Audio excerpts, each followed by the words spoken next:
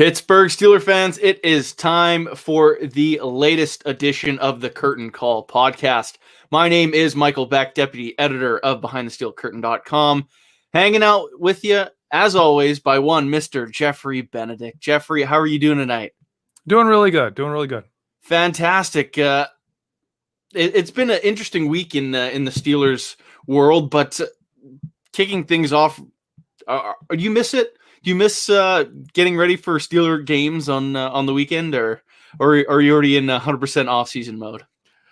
I'm in off-season mode. I miss new film. Like as much as I love digging into last season, I miss new games to watch and be like see new stuff. And this part of the season you're digging into stuff you've already watched, so that's not as much fun. So I do miss the games. I really wish the Steelers were playing this weekend. That would be phenomenal. Yeah, that if you asked me probably 2 months ago, I'd be like, oh yeah, for sure they're going to be playing in this game. Why not? Never mind, quick switcheroo. But I mean, we can just quickly look ahead to the day before the Super Bowl when it comes to Steeler stuff before we really get into our topics. But the annual NFL honors is coming up. Do you have any predictions? Do you think any Steelers players might be gracing us with some hardware?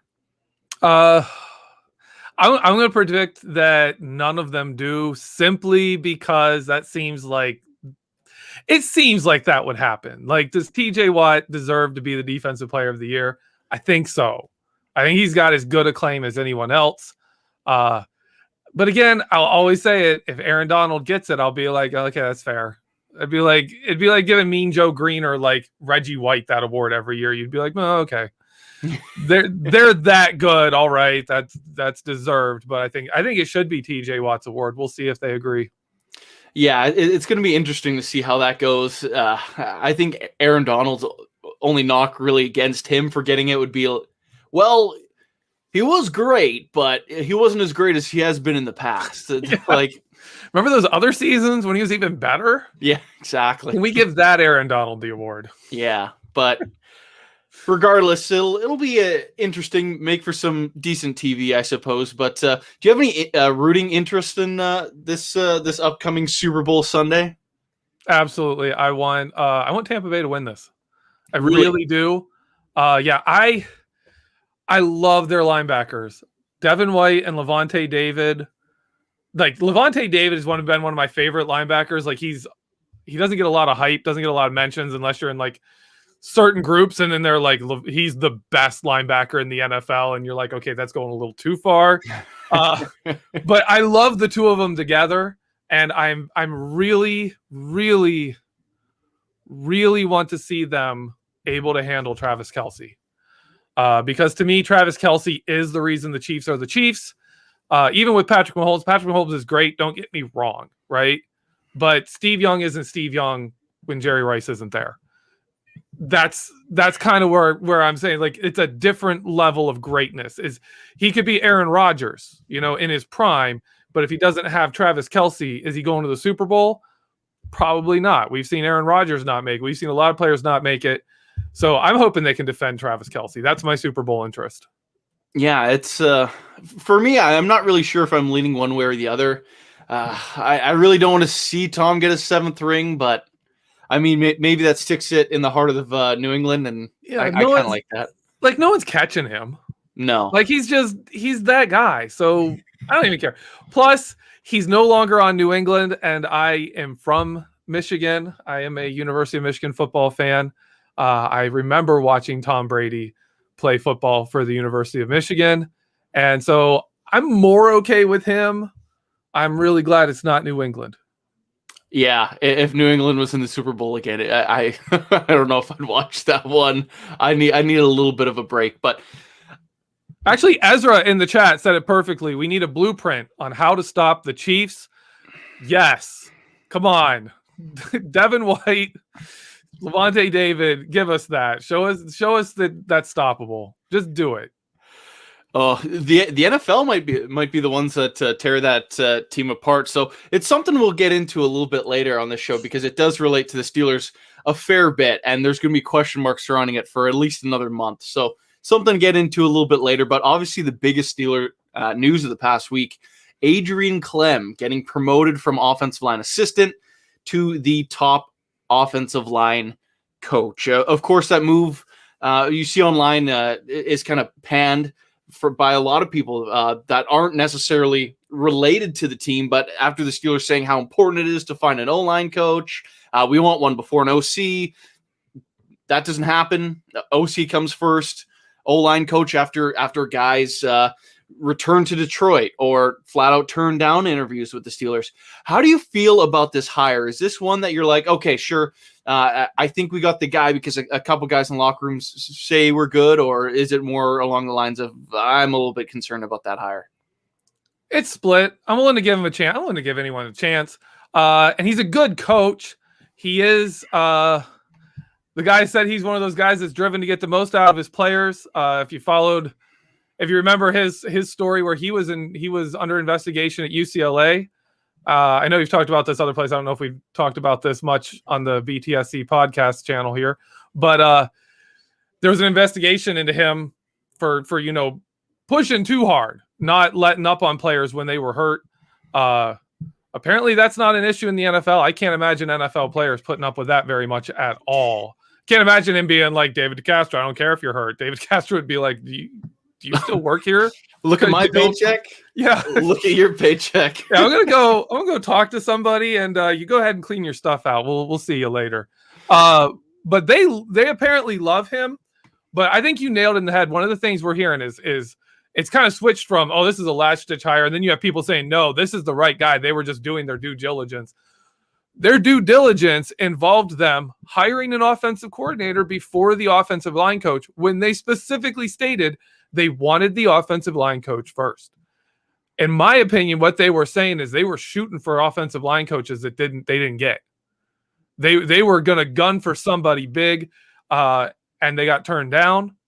And they said, well, not that Adrian Clem is like, oh, well, we at least have this one guy who will take the job. Like, no, he's probably a good option for the job. It could even be the players came in and were like, hey, we want this guy, bring him in. It could have been a case where they're sitting there looking at some players who they want to keep, who are debating whether they want to stay or not. And they're telling them, hey, Clem's that guy. Don't break this up right yet. Let's do this right. And with that, coaching as a whole, the Steelers still haven't hired a quarterback coach, which is something they've also said that they're going to split from the offensive coordinator, which they did a year ago. Do you see any concern in that, as other teams pretty much have their coaching staff completely rounded out and the Steelers have yet to name someone for that spot? I don't. Quarterback coaches, you got to be able to teach the guys Canada's offense. You're going to work mostly with guys who aren't starting. To me, it's not that big of a hiring position. That's an opportunity job. That's a job where you can get a good coach from college, an offensive coordinator, someone like that, and be like, hey, how quarterbacks are supposed to move. You know how they're supposed to throw the ball. You've run these concepts in offenses before. Come in and teach Mason Rudolph and Dwayne Haskins. To me, the real question there is, what kind of a person do you bring in personality-wise? And I think that shows your commitment to the young guys on the team. Like, if they go out and bring in somebody who's more of a player's coach, someone who can, you get kind of a feel for where they are and what they're thinking with their quarterback room. If they get a guy who's like a Matt Canada wasn't there to develop Mason Rudolph. Matt Canada was there to be the assistant offensive coordinator and take over as soon as they felt he was ready, which happens to be this year, So that's kind of what I'm looking at. It'll tell more about the team. I don't think quarterbacks coach is a big hire. Yeah. I'm stuttering here, but now I'm trying. The old hamster wheel is starting to turn for me. Like, one of the things that I'm a little interested to see out of the Steelers team, and why I think I care so much about that position, is because they have a guy that's a reclamation project in Dwayne Haskins. Art Rooney said they want to add someone else to that locker room, and judging by this team's salary cap situation, to me that screams the draft, whether or not that's high, a late round pick or whatever. Do you think it's more important to have a solid quarterback coach when you're dealing with rookies or guys like Dwayne Haskins in his situation? Yeah, I think it's important you have someone who fits what they need. That's the big deal. And I'm not going to pretend to know, does Dwayne Haskins need like an old school dude, like a Richard Mann, and what Richard Mann brought into the team with Antonio Brown, where he was that old school Southern coach who was no gruff, and you're gonna go to the blocking sleds as a wide receiver, and you're gonna have the jugs machine pointed at you for 4 hours a day or whatever. Or do they need someone who's more of a mentor and a cerebral guy? I agree with you. It's very important that they have the right kind of person to develop those guys. But that to me is a big fit. That's a big personality fit and where they are in their game.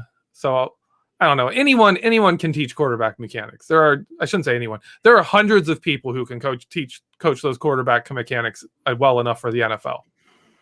Right. So I think that'll be an interesting thing to kind of watch as that process goes along, especially because the Steelers seemingly have only interviewed Mike Sullivan, not the Penguins head coach, but the Army recruiting coordinator for the Black Knights. But it'll be one of those things I think you might be able to dissect maybe a little bit too much to try to figure out what the Steelers' plans are. But that kind of gets us into the theme of this podcast.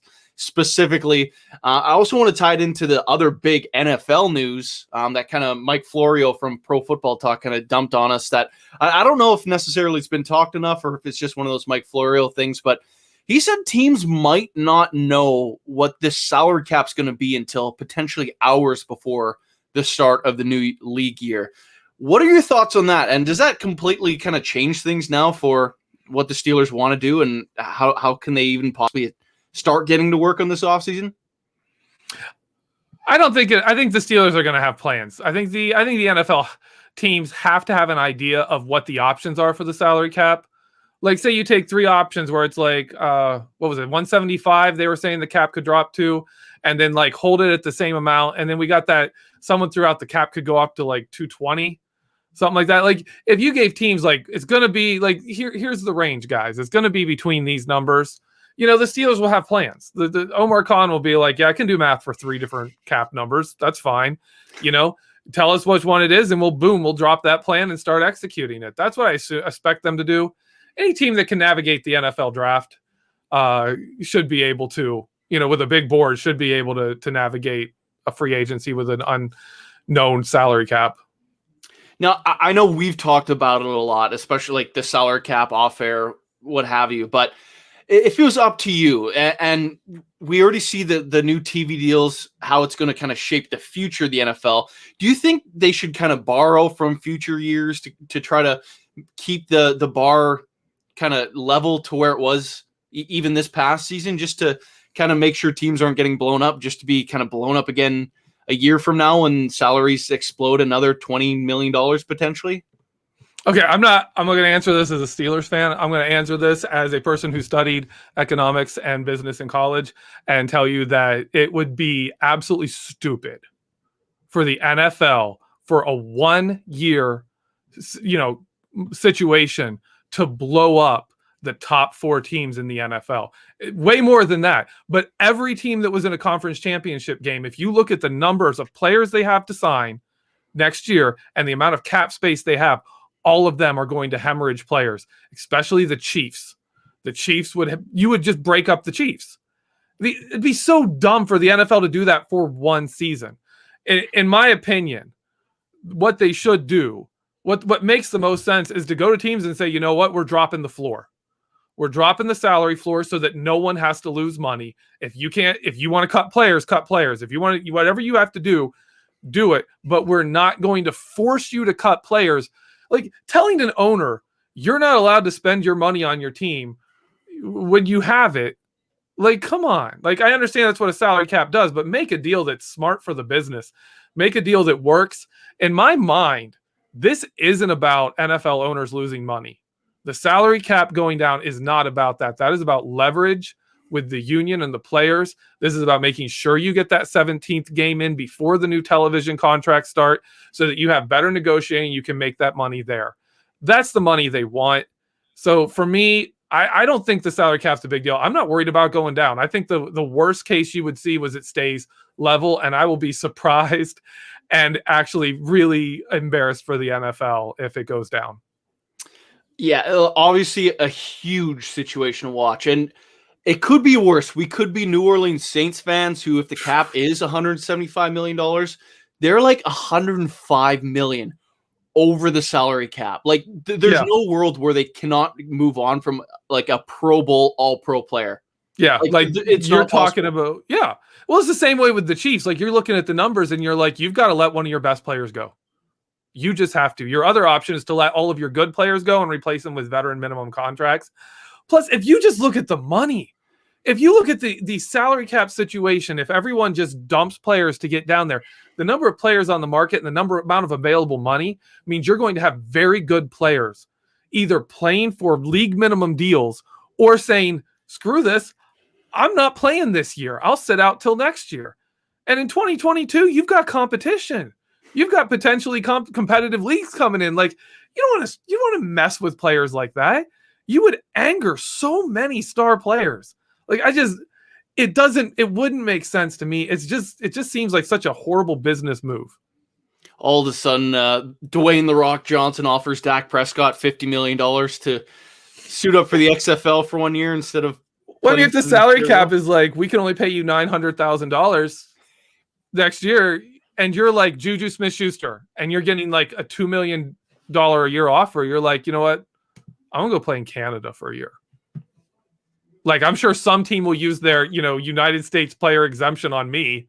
I think that's a pretty safe bet. It just doesn't make sense to me. It would be so dumb. It would be so dumb.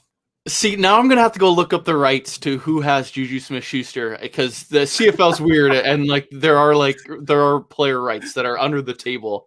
They're all already part of an organization, but old school NFL, AFL type stuff. Yeah, that's why Martavis Bryant had to go to the Argonauts. He was exclusive rights to them. So super random side note. You'd only get that from your resident Canadian, but we can move on to more Steelers related stuff. And Ben Roethlisberger specifically, because that's really the key to everything. The future of this franchise stems from 1 year, maybe, of Ben Roethlisberger. And we're going to start getting more answers next week when he is expected to start those conversations with the front office, ownership, basically everyone that's a part of the Steelers organization. Do you have any predictions on how this kind of this whole Ben Roethlisberger contract situation is going to shape up? And do you think there's any potential that he is not playing next year as a Pittsburgh Steeler or otherwise? I don't think there's any way he's not playing. I really don't. Like I said it at the time, I cannot imagine Ben Roethlisberger going out with that loss to the Cleveland Browns. I can't imagine that being the end of I can't imagine him standing for that. Like he'd be like, I don't care if it's one game. Like, I don't care if it's after week 1, you cut me. I'm winning something. I'm getting back here. I'm not going down with that horrible loss to Cleveland as my final game. And with what Rooney said when he said, we want Ben back, but he obviously can't play at that number. And Ben said, fine. I mean, he essentially said, that's cool. I don't care about the money anyways, which he does. Don't get me wrong, people. He's not going to be like, I'll play for dead money plus 1 penny. That's not going to be a thing. But he is, it's going to happen. They're going to kick the money down the road again. And we'll see how much he gets. Yeah, that's going to be insane, really, to watch it. How much money they push in future years. Could that hamstring the team? But we do have a super chat here that I want to get to first. Snowman puts $5 in the tip jar. Thank you so much for that. And he asks you, Geoffrey, when do you think one Mr. Marquise Pouncey will make his final decision? We'll know by free agency. We will definitely know by free. There's no way he would do that to the organization, play that out to like the draft or something like that. We will know by the start of free agency. If he doesn't let them know by then you can start looking at Marquise Pouncey and be like, dude, what's going on? Like, is there a medical issue that you're still looking to resolve? What is it?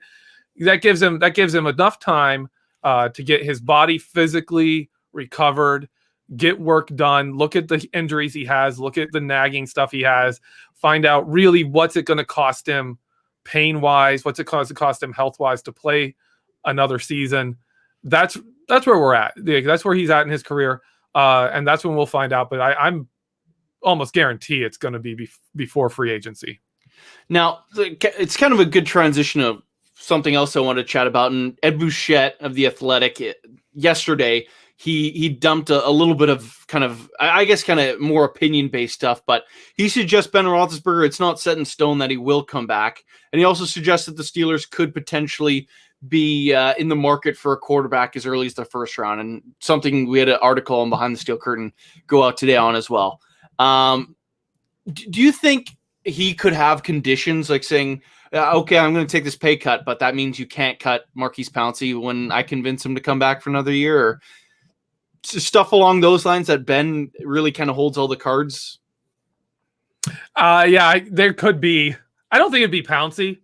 This franchise loves Maurkice Pouncey. So I don't think they would kick Maurkice Pouncey out the door. His play wasn't that bad. Obviously, he had one snap that was legitimately that bad, like the kind of snap you fire someone for. It was James Harrison special. Like, I mean, come on. But other than that, he's still good. I'm still a big fan. He's still good.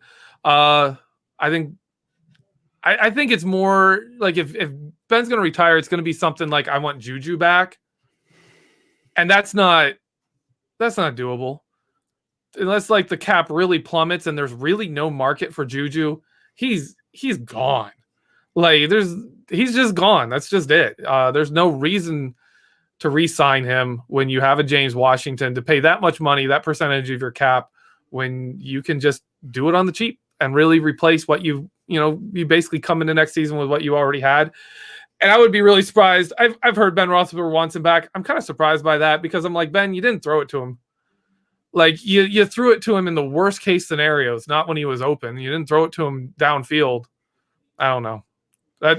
I think Ben is coming back. I just think he's coming back. And he holds a lot of cards. He holds a lot of leverage in the franchise.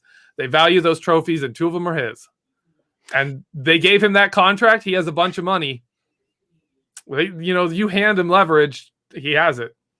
Yeah, absolutely. And when it comes to Juju Smith-Schuster as well, I think his free agency, Steeler fans should just be hoping he gets a huge payday from somewhere, because these draft picks are going to start becoming even more valuable as this team really starts to reload and kind of usher in a brand new era. So if the Steelers can pick up a third round compensatory selection from both Juju and Bud Dupree, and then say one of their assistant GM / presidents gets taken away and they get additional compensatory third round selections, then all of a sudden the ball really starts rolling on speeding up what potentially could be a rebuild. And speaking of that kind of mindset, we look at the Steelers 2021 schedule and it is a gauntlet. They're going to Green Bay, Buffalo, Kansas City. If there's a 17th game right now, it's believed that the Steelers would be going to Seattle, where they stink. They're playing the Bears. They always lose to the Bears. The schedule is horrid. Does that give the Steelers more excuse to kind of have a down year and really kind of start that rebuild? And is this something they should take into consideration? Oh, I love it. I was going to say, I think they love it too. It's give me the gauntlet. I say that you've probably heard me say that in our Slack chats. Give me that gauntlet. Give it to me. Our 2008 season, we ran that gauntlet. Playoffs were a nightmare. We've done that before. Let's do it again. Let's do it. If Ben's going to end his career in a year, let it be with all the cards stacked against him. Give me that season. And let's go out and then come at the end of that season, and you might have a sub 500 season where you can say, okay, now we're going to rebuild. Now Art Rooney can't come out and say, oh, this is a 12-4 team. Yeah, you can say it's a 12-4 team in 2020 when you have a losing record in 2021. It won't mean much. So I love it. I think the Steelers don't. I think they really, really follow that Tomlin accent. They don't care. Line up whoever it is across from them.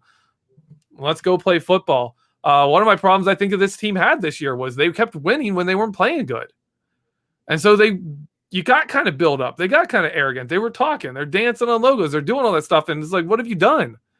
You've sneaked past a bunch of bad teams. Like, really? Like, I always think back to our Week 13 show when we were going against Washington. We were in here complaining about the Steelers. And he's like, guys, you're 11-0. What are you complaining about? And we're like, because they're not very good. They don't look good. And then, yeah, they weren't. For the rest of the season, they weren't good. Absolutely true.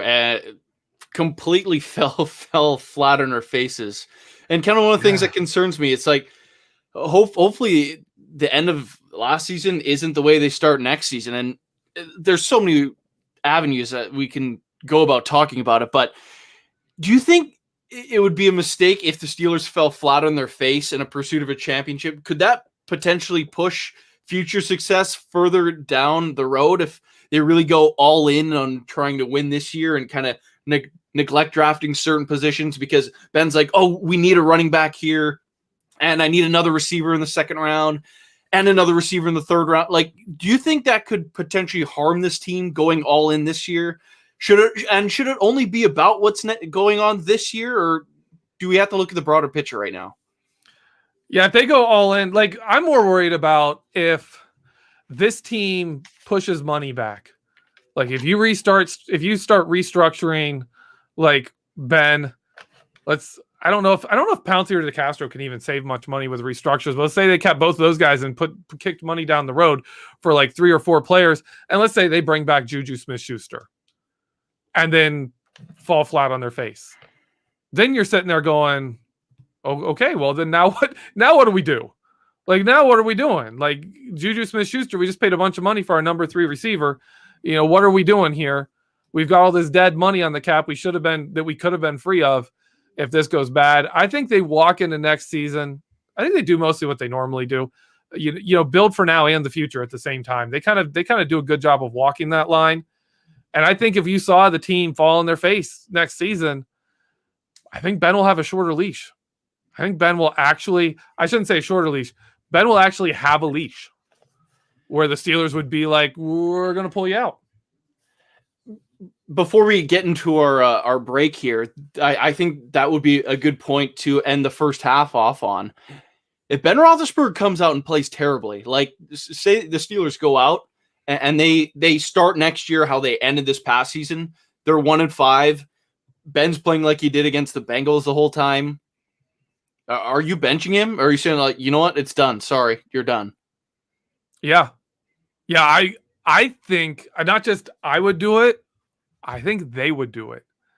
I get that feeling from Art Rooney's comments, from some of the stuff they're saying when they're like, Ben, you can come back, but you're not getting that much money. They're drawing lines. They've drawn lines in the sand before. They brought in Todd Haley when Ben complained about him. They took Todd Haley's side and were like, no, you're going to change. You're going to do this. They'll do that again. They will do it again. It would take a lot. Like I would tell you, Rooney's a ride or die with Ben. It would take a lot for them to be like, okay, we're done with you, Ben. You need to go. Kind of like they did with Troy, where they're like, okay, Troy, you're done. And he's like, can I have one more year? And they're like, no, you're done. You can retire or we can cut you. That's your options. That would be Ben Roethlisberger. They would take a lot for them to do that to him, but they've done it to other people and they would do it to him.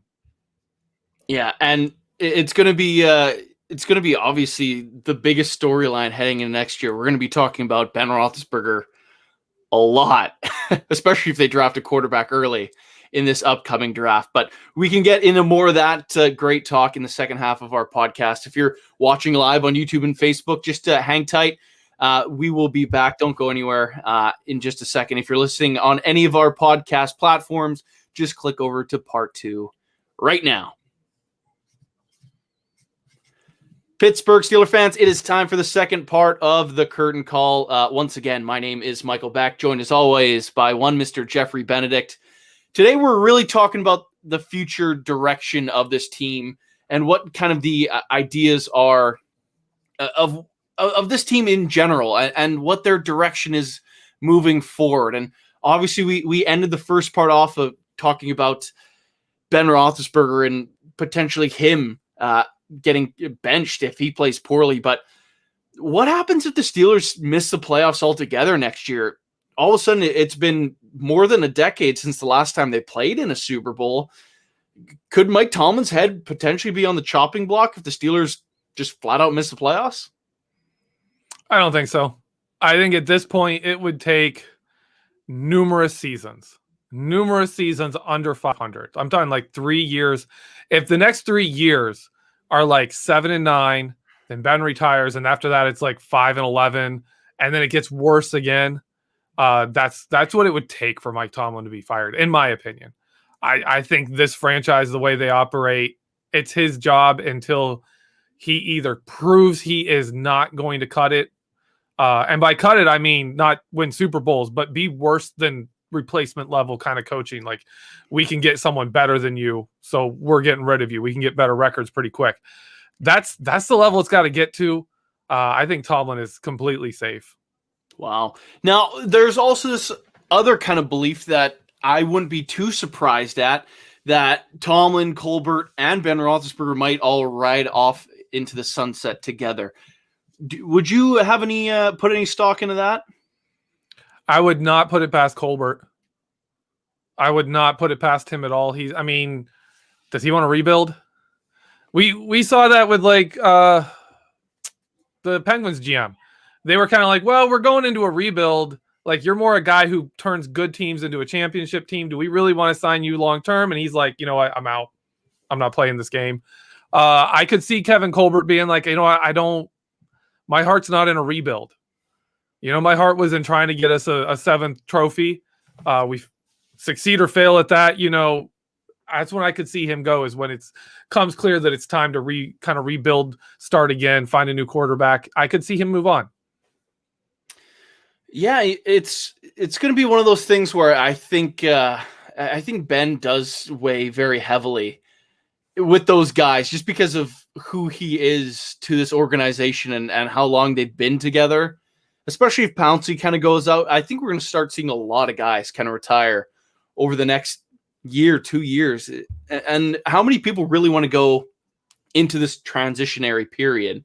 Obviously, there's the young guys on defense, but offensively, you look at the O-line, who even knows who's going to be back from that starting unit even this year. It's going to be one of those situations where you look at it from the outside. It's like, if Ben goes, how many other guys are really going to start dropping like flies here? And that number could be quite high. Now, one of the things I was meaning to ask you in the first part, when we were talking about Ed Bouchette and from The Athletic, I should mention, and his thoughts about the potential of drafting a quarterback early in this upcoming draft. I do want to ask your thoughts on this. Would that be a mistake? Do you think Ben would be angered by them adding someone, or does this organization really kind of got to figure out like, yeah, we should be kind of looking for the next guy? I don't think they're that team. I don't think they're a draft the next guy kind of team. I know you are a big fan of a quarterback this year. I am definitely not. Like, we are on opposite sides of that one. In my opinion, you build the rest of, I love the 2004 season. Build the rest of the team, then go get your quarterback. When it's clear that you have a contender and you're short a quarterback, to me, that's when you get a quarterback. That's when you go and you find that guy and you're like, boom, now the final piece is that young stud quarterback. We got a good system and the team can carry him. I don't want a Joe Burrow season. I don't want to see. And to me, the offense is the issue. If the offensive line was like 2014 level, I'd be like, yeah, sure, go get the guy. Go get the guy. Move on from Ben. He's got an offensive line. He's got weapons. He's got stuff. Let him go into like a great situation as his first season.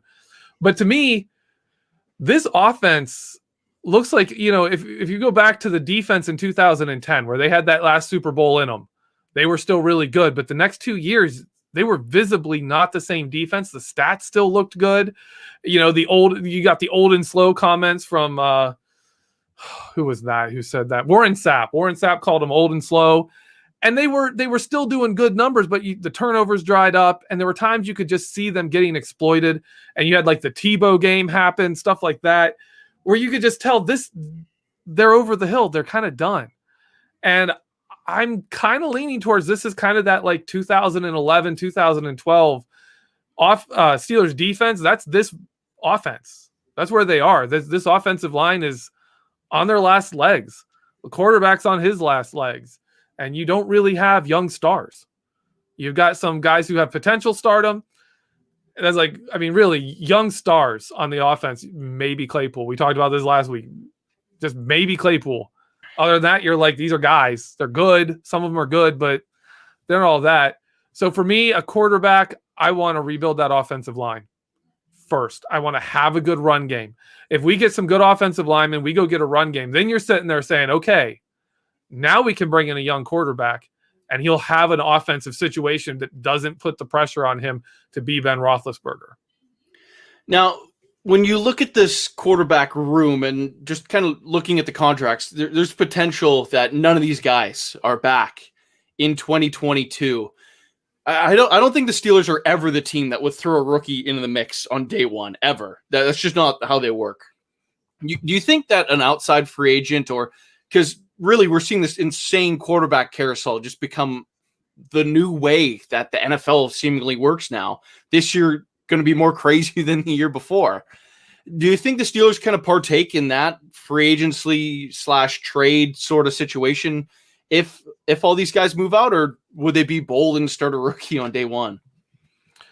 I think they would. If they did draft a rookie, I think they'd start Mason. I could see them going a veteran, but even if they did, it'd be cheap. Like you look at the guys they used to sign. I mean, it was Tommy Maddox and Ken Graham, and it was washed up guys or guys who are on the fringes. They don't bring in big names. They brought in Michael Vick. They brought in Charlie Batch. These are the guys they bring in, guys who have kind of fallen off the radar, but they're still pretty good. You know, maybe give a reclamation project a chance, like a Dwayne Haskins, like they did there. That's my thought. Is that's where they'd go. If they don't have a stud quarterback in there, they kind of do it on the cheap, which is, in my opinion, that's kind of smarter. You see guys like Teddy Bridgewater and getting $19 million. That range, getting the same range of cash money that Ben is getting this year. Like he's got the same kind of hit that Ben is getting cash wise. Like that's not what you want. You don't want that guy at 20 million. Yeah. And then when you look at that though, that's kind of what a starting quarterback is basically making. Like Jacoby Brissett was 15 million just for the sake of him becoming a starting quarterback. That's kind of the pay bump I think Mason Rudolph would have to get if the Steelers are like, all right, you're a starter this year. What money do you want? It's like, well, look at Teddy Bridgewater. Like, what did he do? I won 19. Like, I don't think Mason would get that. I don't know if you get quite that, but I could see him get that Jacoby deal, that 15 million a year. I wouldn't be surprised. That is technically starter money. Yeah, and that's low end. Yeah, I'd have a hard time saying that. I can't imagine there's much of a market for Mason Rudolph. I can't. It's like, look at what's the quarterback from Alabama this year? Jones. Mac Jones, yeah. Mac Jones. Like, what's the draft type on him? Is Mason even more athletic than him? I don't think Mason Rudolph moves even better than he does. Like, I don't think teams are going to be lining up to take Mason Rudolph away from the Steelers. I could see them getting him for like 9-10 million. And at that point, you're like, yeah, you're expendable. You're a starting running back money kind of player. You know, that would be the range I think you would see them trying to go. And I love they brought in Dwayne Haskins, so they kind of have some competition for Rudolph if they have to play that card. We'll see what happens, but I think Rudolph on a cheap contract, they'd go with it. Yeah, you know what? If they really want to be cheap a quarterback, they could just cycle through third-round picks year after year and just maybe one sticks, maybe one becomes Russell Wilson, but they're just like, you know what? We'll pay like $2 million for a starter. Yeah. Eventually, we'll find someone. I actually prefer that to teams that are like, no, this quarterback's not quite good enough. They're not the star. Let's draft a new one. First round. Let's draft a first-round quarterback until we find one that works. I mean, Cleveland Browns did that. And they ended up, after how many draft picks have they spent? They got Baker Mayfield. And he's not like that great. Like, you know, he's not a Ben Roethlisberger. He's not a Patrick Mahomes. He's not Drew Brees. He's not that guy. And they have spent a ton of first-round picks to get where they are now with quarterback.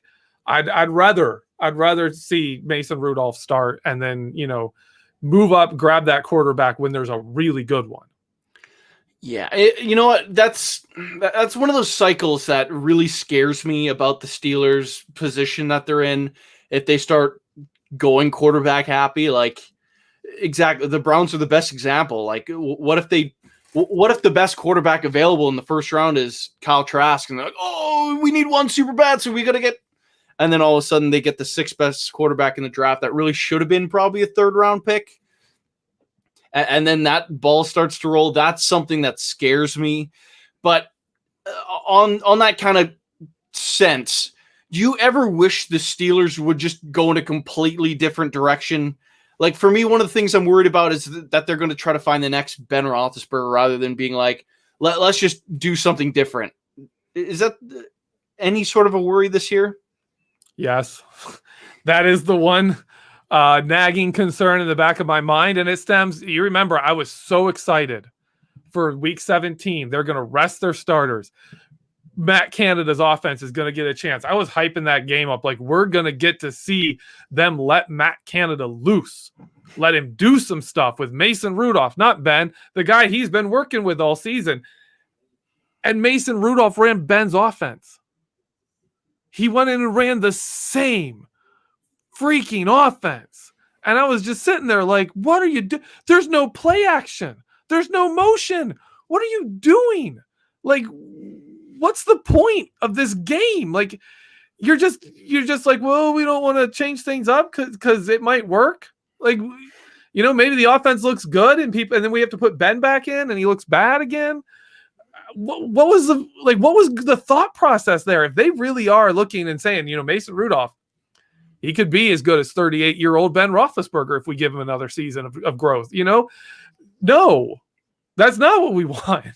That isn't what we want. And we got another one of those in Dwayne Haskins. Now, I'm not one of those guys that's saying quarterbacks have to be able to move, right?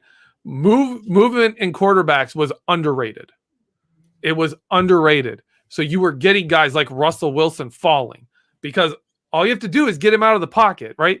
He's okay he's good in the pocket, but he doesn't have the height to really like dominate in the pocket. So you move him around a bit. It's not that hard. Get him out there, let his talent shine. You saw it with Patrick Mahomes. They underrated his pocket movement and his ability to run around and throw the ball off schedule. That's how the Chiefs got him. Right now, are you going to see a guy like a Mac Jones fall to the point where he's a much better player than where he's drafted and he actually becomes a really good value? You could see that happen too. You could see the reverse happen. The problem is, are they a good player? That's the thing. How good are they as a player? And then you build the offense around them. I really hope the Steelers aren't set where they're taking this offense that they're currently running, that they ran in 2020, and trying to find a quarterback that fits that while they bring in a new offensive coordinator and they ask him to what we should do. You got this offense with all this motion, but you remember what Ben Roethlisberger used to run? We should run that again. Like, that would be, I would not be okay with that. That would be incredibly stupid. And I have a nagging fear in the back of my head that they would do that. I don't think there's much of a chance they would, but oh my goodness, it's terrifying. I asked that question because I have that same sound that's just ringing in the back of my head. It's like, oh, what are they gonna do? Yeah. Well, it's been how long? Literally, Ben, how long has it been? It's been since 2003. Like, we haven't had that problem. We haven't sat there. People love Tommy Maddox. I remember when people thought Kent Graham was the answer, man. He was Ken Graham. I don't even know his name. Whatever he was. Yeah, he's the answer. That's the real solution. So it's been a long time since Steeler fans have been there, and it is kind of a scary place to go back to. Oh, geez, I'm not ready for it. I'm only 24 years old. Like, what I know is Ben Roethlisberger is the quarterback of the Pittsburgh Steelers. That's what I know. 18 of those years. Yeah. Ben Roethlisberger was that guy. So, You're like Chase Young meeting him meeting after the game. Yeah, he's like, exactly. I watched you as a kid, and Ben was like, no, don't say that. You're Don't making me old. Don't tell me that. Exactly. But moving forward with this team, obviously there's going to be a step back. It's just inevitable. It's the ebb and flow of this game. How would you feel if the next 3 years was a combination of seasons between 7-9 and 9-7? Is that something you could live with, or is that just disappointment? Not okay with that. Not okay with a single season below 8-8. Mike Tomlin needs to stretch that to like 20 years of never having a losing season. I want that so much.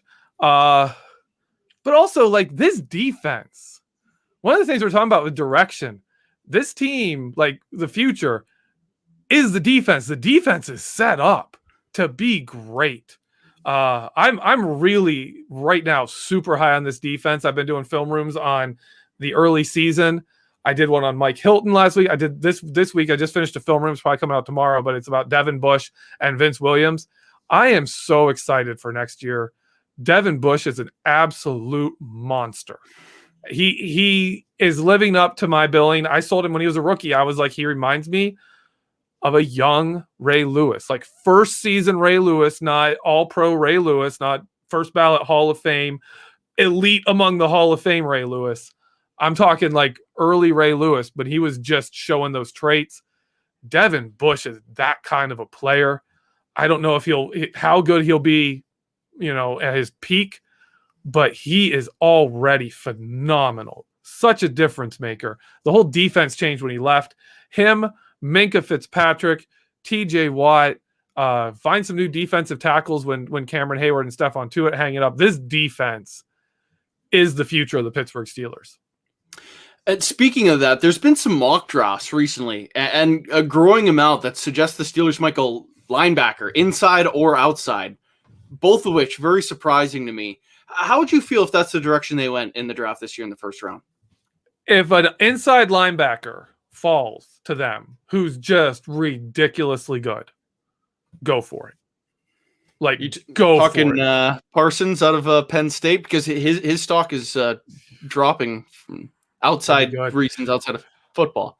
I'll tell you what, there's one reason I would love to do it, but there's other people I would love to bring in. Devin Bush makes Vince Williams look like an amazing linebacker, right?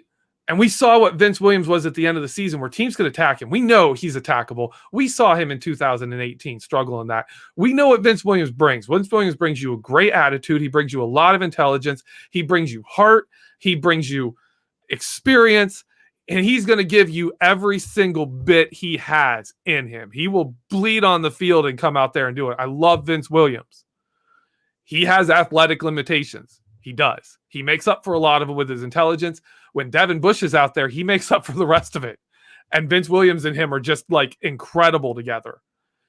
You could take a young guy who's not quite as good, but who's a big physical specimen, who's more of a downhill attacking player, and put him next to Devin Bush and be like, go be that guy. Go just mess teams up.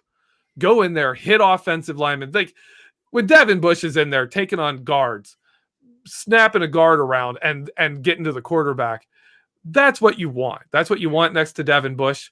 I recently became a fan. He's a free agent guy from he's playing in Detroit, Gerard Davies.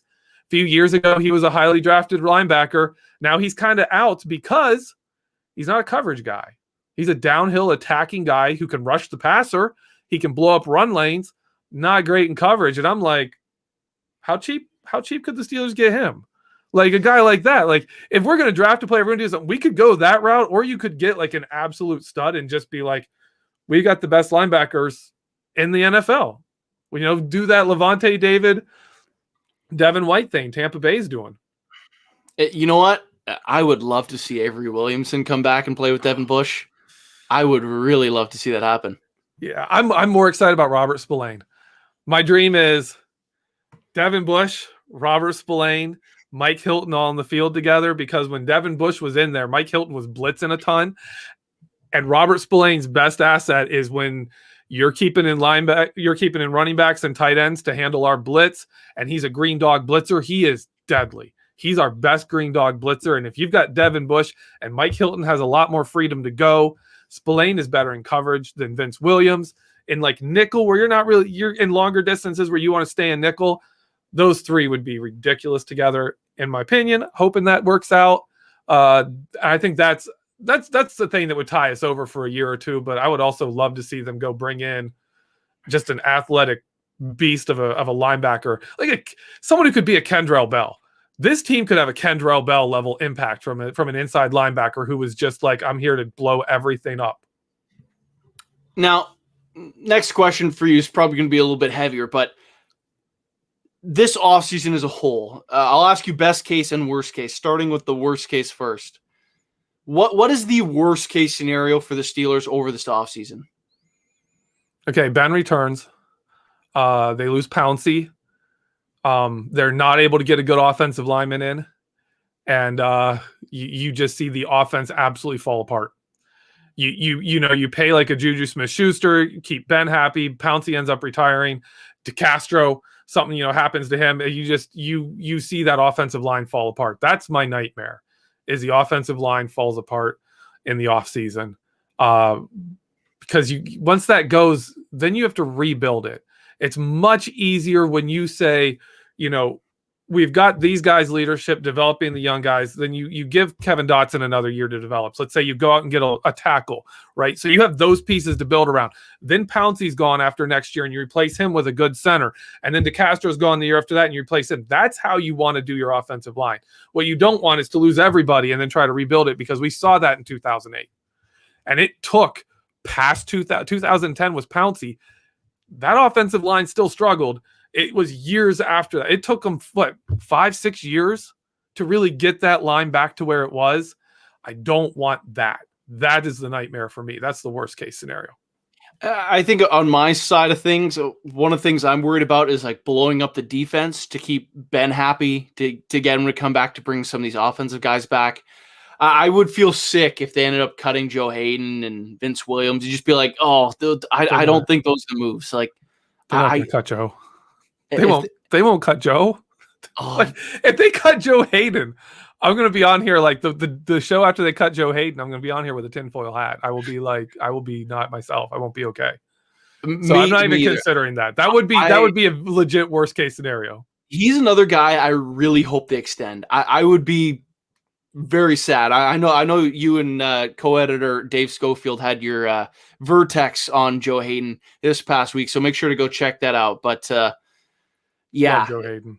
If they lost him, that would hurt, and that would hurt like on a personal level too. Joe Hayden, he's the best. He's just an all around amazing athlete, amazing person. So like, I don't want him going nowhere. He was one of my best. I love the show. Bud brought a buddy on. They do that show. Joe Hayden on that show was amazing. That was one of my favorite episodes. So yeah, Joe Hayden is just a great dude. He is that guy, and he's a phenomenal player. And he is the exact kind of guy you want around if you do draft cornerbacks, which the Steelers should just never do anyways. But if you did, he'd be that guy. But if you did, you'd want a Joe Hayden there to be like, let me show you how to play in the NFL, kid. No, exactly. Like, even if they drafted Asante Samuels Jr. and you said he's exactly like his dad, I'd be like, the Steelers drafted him, so he's going to be someone else.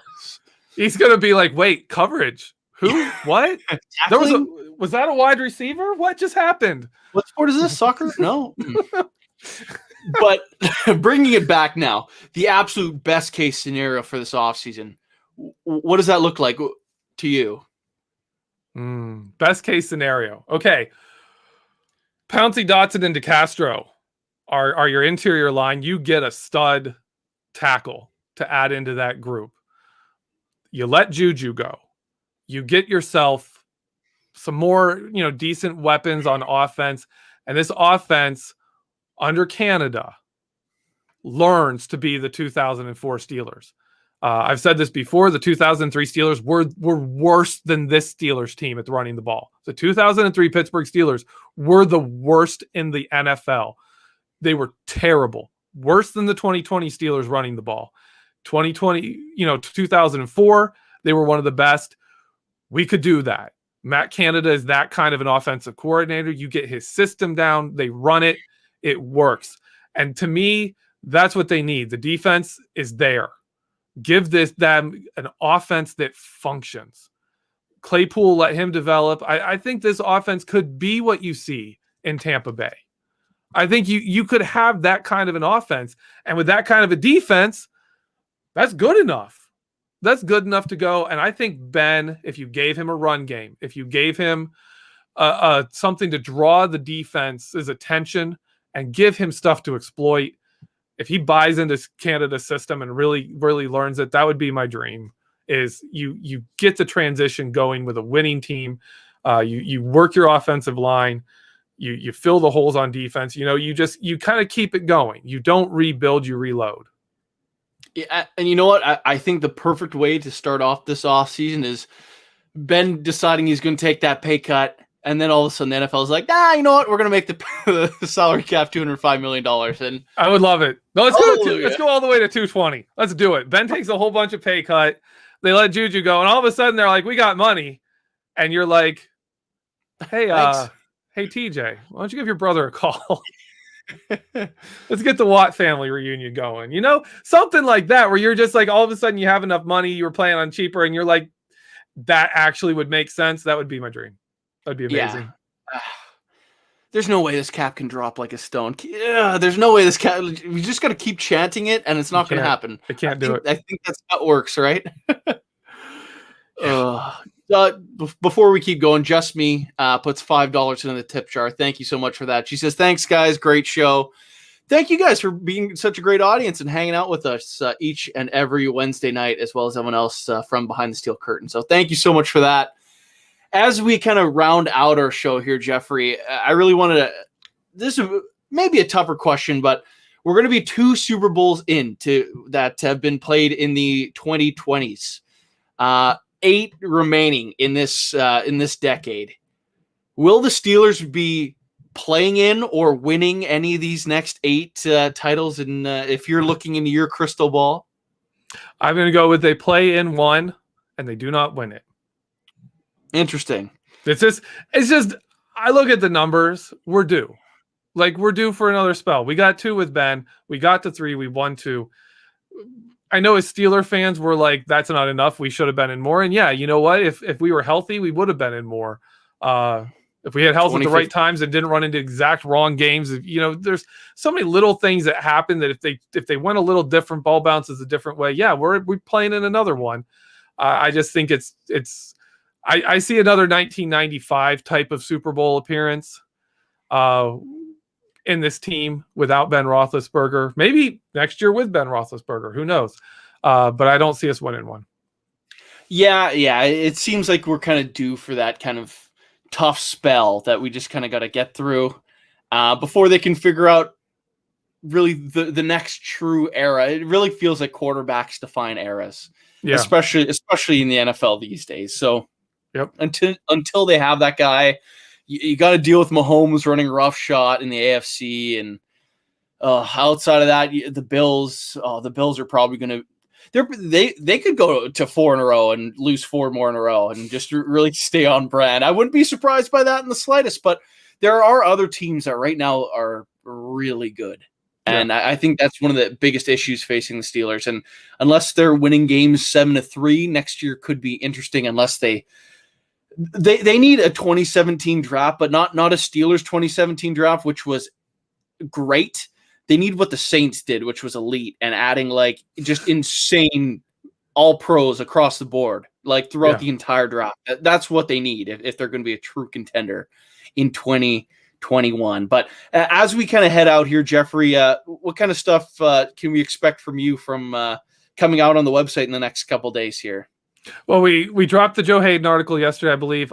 Tomorrow, I think it's tomorrow or Friday, is going to be my look back at week 3 of the 2020 season, where we look at Devin Bush and Vince Williams against the Houston Texans. That's a good one. This defense was just outstanding. Compare what you see in that post with what you saw at the end of the season. Light years difference. Coming out in the future, I don't know.